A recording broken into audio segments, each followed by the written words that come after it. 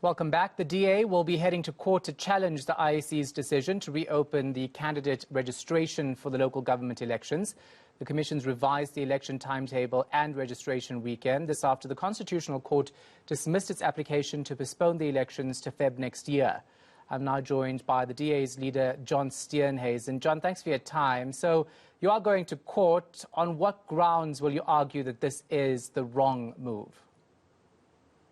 Well, there's two grounds. First of all, the IEC court case, the Concord held that the original timetable remained in place, and that timetable remained in place as it related to all other matters except the registration of voters. And then if you read the order of the court, they had specifically rejected the EFF's application to reopen the candidate nomination process. And obviously, we await the full judgment, but I think it would give it in greater detail there. So we believe the IEC's interpreting the court's order in a very generous way and in a way that favors the governing party. I don't believe, and certainly our legal team don't believe, that the scope that the IEC have adopted is in fact in line with the order of the court. And we're therefore going to urgently challenge it because we believe it's been a massive misinterpretation of exactly what the Concord said. So you're going back to the Concord? Well, we'll have to probably try and interdict in the High Court first, but I imagine the case would probably end up in the Concord. But I also imagine things will be clarified once the Concord's full judgment is released, because I think they would have dealt then in specific detail with the EFF's application to have the registration process for candidates reopened, and one which they specifically rejected in the order. Yeah, the IEC today admitting that it hasn't seen the full judgment itself. So it's strange that it's taken such bold decisions even before reading the full judgment, isn't it? Let's talk about the utterances from some political parties that the IEC is favouring the ANC, which it has, of course, rubbished. What do you reckon? Well, I think that I've been on the record from earlier this year, in the first meeting I ever had with the IEC as a political party leader. I was quite disconcerted with what I thought was overt coaching of certain parties by the IEC about how they could delay the election. The Electoral Commission has one job. It's to ensure that we have free and fair elections within the constitutional timeframes. And the IEC has spent the better part of this year doing its very best to avoid having an election within that timeframe. And I think it's problematic. And I think that the latest decision today is another example of how the IEC's leadership are contorting themselves like a pretzel to try and suit the political imperatives of the African National Congress. I bet you if this was the DA and the boot was on the other foot, we'd be seeing a completely different approach from the IEC in this particular matter. Yeah. All right, John, while I have you, let's talk about your candidate list, because there's been some criticism that it's not diverse enough. I've read the Weekend Argus saying that out of the 29 mayoral candidates announced for the province, only 8 are women.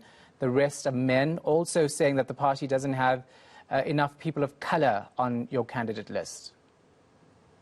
Well, I wouldn't believe everything you read in the independent media. It is certainly not the most reliable source of news.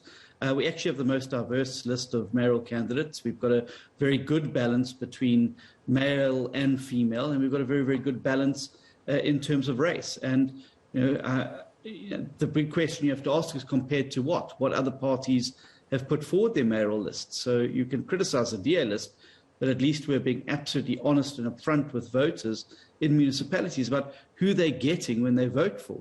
The other parties are keeping that a state secret. You don't know what you're getting. You could end up with somebody who's been a discredited member of parliament, a former minister who's been involved in corruption or state capture.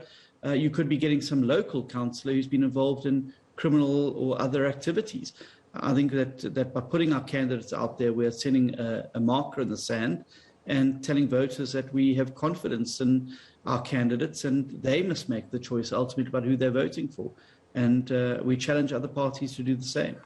All right, so I'm not going to believe what I read, and I'm going to ask you to tell me what your list looks like then, because you say that you're diverse and that it's balanced, but what are the figures showing when it comes to women and people of colour on your lists? Well, we don't do bean counting, but I mean, and I can get the figures for you. I don't have them to hand at the moment, but I can guarantee you that there's a significant representation of women, certainly better than the lists that the ANC have submitted to the IEC to date, where there's a horrible underrepresentation of women. I think we've got a much better representation of women than the governing party. And certainly in the balance of races, it's a very evenly balanced set of candidates who have been chosen not because they happen to be that colour, but because they happen to be candidates of excellent quality who have a huge amount to offer the communities that they serve or will want to serve in the upcoming election.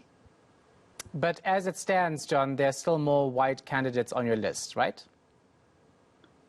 No, that's not the case at all. I think if you do the sums on our list, I think you'll probably find that it's evenly balanced and certainly far more diverse than any other political party in the South African political spectrum. Okay. Let's get those numbers from you. I'd really like to talk to you a bit more about them and how you came to those determinations about who should be on the list and not. I'm happy to WhatsApp them to you, and we can have a discussion tomorrow night about them if you can. Yeah, sure. Let's do that. I would actually appreciate that. Let's do that. It'll be a better discussion once we know fully who's on that list and who isn't. Thank you so much for your time. I appreciate it. DA Leader John Steenhuisen.